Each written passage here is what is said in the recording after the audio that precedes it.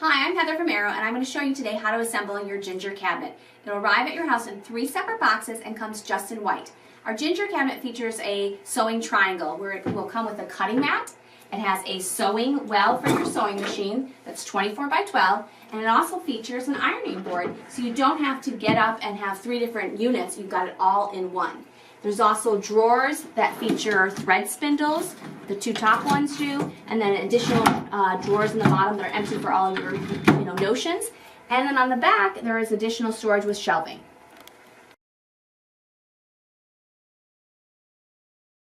For assembly of your cabinet, you'll need a hammer or a mallet to put wood dowels in, a Phillips head screwdriver, number 2, and we do recommend to make it easier using an electric screwdriver with a number 2 Phillips head.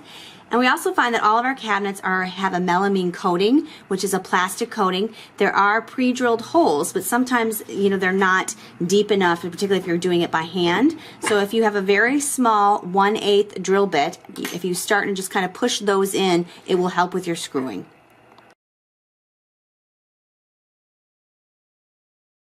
On step 1, parts 1 and 2, you're going to find your panel A, your panel Z, your panel D, as well as your pre-assembled box unit that comes, and you're going to take out your C1 cams and screw them in to panels A. There's 12 of them, and they're going to go into the metal one, not into the wood hole. So there's 12, as you can see, all through here.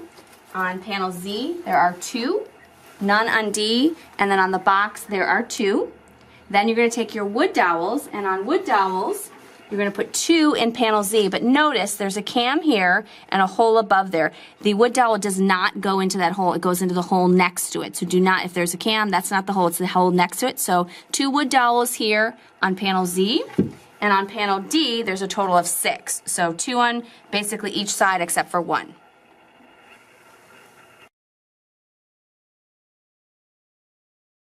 On step 1, parts 3, 4, and 5, you're going to find your panel O, and you're going to find your S1 screws and your B1 hinges, and you're just going to simply, in the pre-drilled holes, attach the hinges.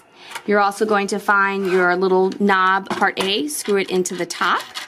You're going to find your T1 caster and screw that in to the bottom of your panel O.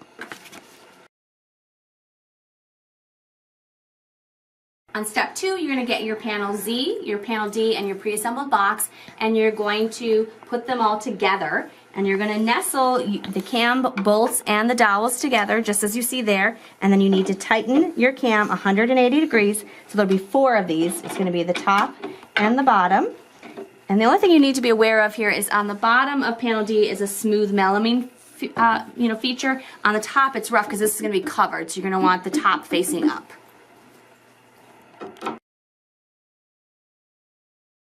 On step 3, you're going to need 2 people to lift your top panel onto your D and Z and cub panels, and you're going to tighten down those cams, and there's 12 of them total. So there's 4 in the interior here, there's another 4 inside of here, you've got 3 back here, and then 1 in the corner over here. Finally, on step 4, you're going to take your O panel, your remaining S2 screws, and you're going to attach your S2 screws and your O panel onto your Z panel.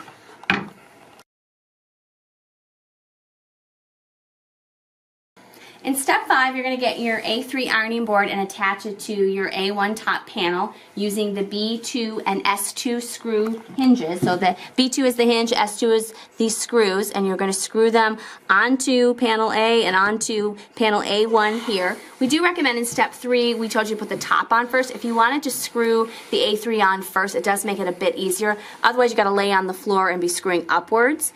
And just notice here that on your O panel, there's this little pin that'll move up and down. That'll level out your ironing board, and when you want to put it into storage, you go all the way down, close O, and your ironing board would lay flat.